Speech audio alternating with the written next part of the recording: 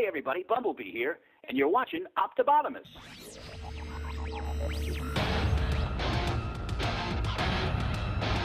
Transformers, defenders of truth, robots who fight in disguise. Tune in, this is Optobotomus going to do another video review, and this time we're going to be taking a look at the Transformers Encore 08 Jazz. Now, Jazz was always really one of my favorite figures and characters from the original G1 cartoon, and I'm so very happy to finally have this figure. You got a nice picture here on the background of a lot of G1 figures, a whole bunch of Japanese writing that I can't read.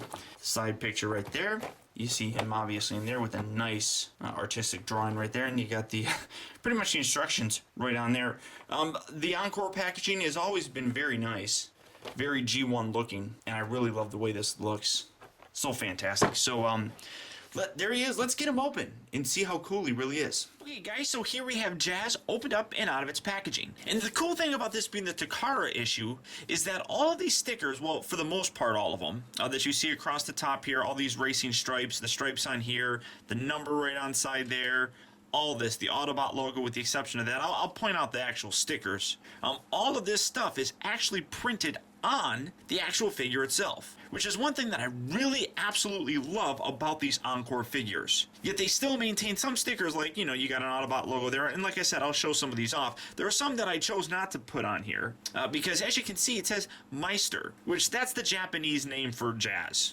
You know, and then they had stickers that said Meister that went here and here. I just didn't put them on there. I think it looks better like this. And I'm not a big Meister fan, I suppose. But they do have some stickers in here that, you know, allow you to still have that same fun that as a kid I got when I put the stickers on here. Absolutely wonderful. This guy is actually really pretty heavy as well. There's a lot of die cast in here. This whole front section here is die cast. His back legs are die cast. His feet are going to become die cast. Well, they're already die cast, but these bits right here, which will become his feet, are die cast. And then you have some nice rubber wheels. Chrome hubcaps, as you can kind of see right inside there. Well, obviously you can see them. And I mean, the guy rolls beautifully. You do have his weapons. There's his gun, which is just a nice kind of chrome gun, which I know it's very bright because all the white, and it's probably hard for you to see. But really nice chrome gun. Unfortunately, the American commemorative series, I think it was number 3 that released this. It was at Toys R Us, I believe. It wasn't chrome. He just got black weapons, which really kind of sucked. If you check out my good friend Bob Gilmer's review, I'm going to put a link down in the description. I would actually like you to check it out. He takes a look at this guy, and I believe he actually reviews the Hasbro commemorative series.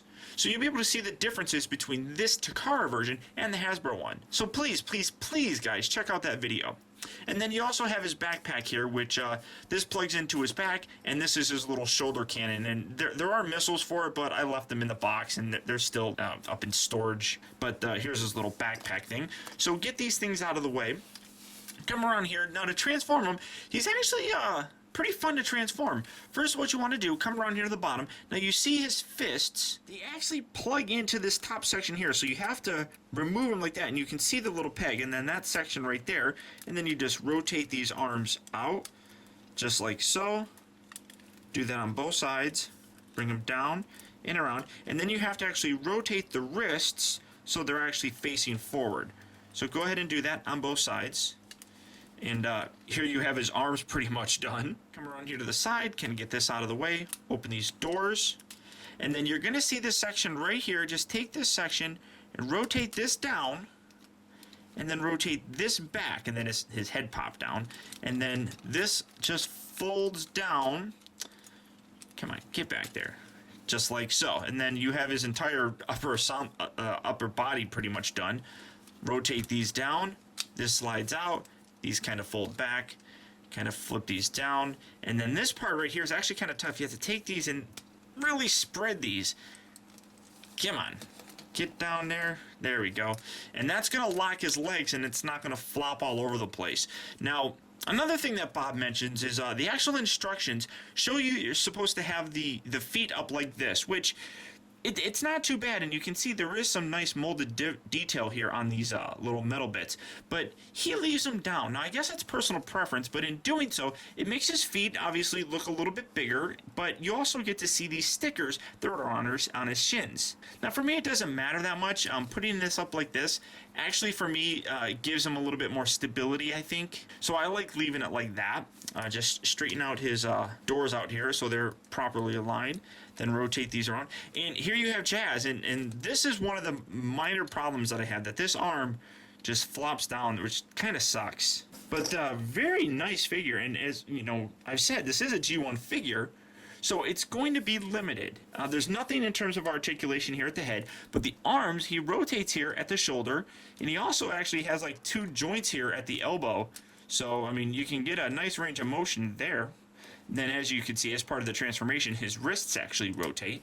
But that's it for his articulation. Now, like I said, he does come with stickers, and as you can see, all of these here are stickers. Along here is a sticker, Autobot symbol here, stickers. On his knees and shin pads here, those are stickers. And then right up in here, the little grill bit, that's also a sticker. So you do, like I said, get to have fun putting the stickers on here, which, as a kid, that was part of the joy of getting one of these toys, and I absolutely love that aspect. Now, as for his backpack, you take this section here. Well, I'm gonna leave this on, it makes it a little bit easier.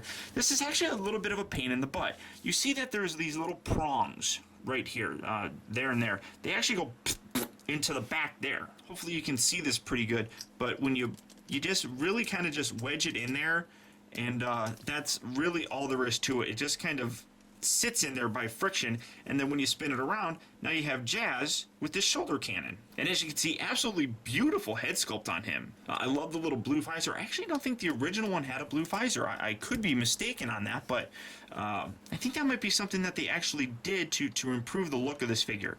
One kind of problem that I have is this bit right here, as you can see.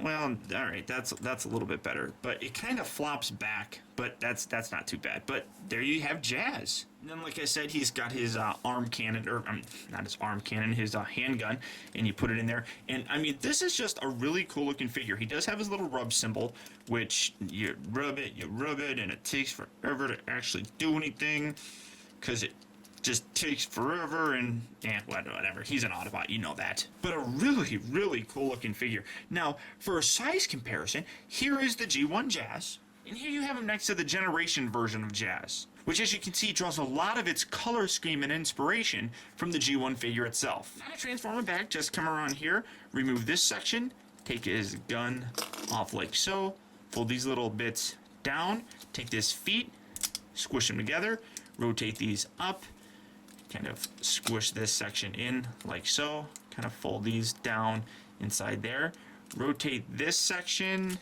and this is kind of a pain in the butt. There we go. Get that lined up, fold that, put the doors in place just like so. Take this section here, fold that up, kind of hiding his little head, rotate this bit down, rotate this around, and then rotate his fist towards the bottom again so that you can line it up and get it to peg into his little shoulder bits. So there's that. Rotate his fist. I really kind of wish that they put holes on both ends of the fists, so that it didn't actually matter, but you know, whatever, it's not that difficult. There we go. Kind of get that straightened out, so that's a nice square just like that. And here you have, here you have Jazz back in his Porsche mode. Now really, when it comes down to it, G1 figures are kind of a niche. A lot of younger fans may not actually appreciate this as much as someone like me, who's 33 years old. These are the Transformers that I grew up with. These are the ones that I got for Christmas or my birthday, got to play with and build my childhood with. So it's definitely nice to be able to get a brand new one and relive those same memories. As a 33-year-old man, when I got this figure and when I get any of the Encore figures, I immediately go back in time to when I was a kid. So without a doubt, guys, if you are an adult collector, I would highly recommend picking this figure up if you already don't have them. And if you're a young fan that's now getting into Transformers, this is definitely a figure that at some point in time I would consider taking a look at. Because all the Jazz characters that we know and love today were brought to life by this guy and the one and only Scatman. So until next time, guys, I want to thank you for tuning in. This has been Optibotimus. I'll talk to you later.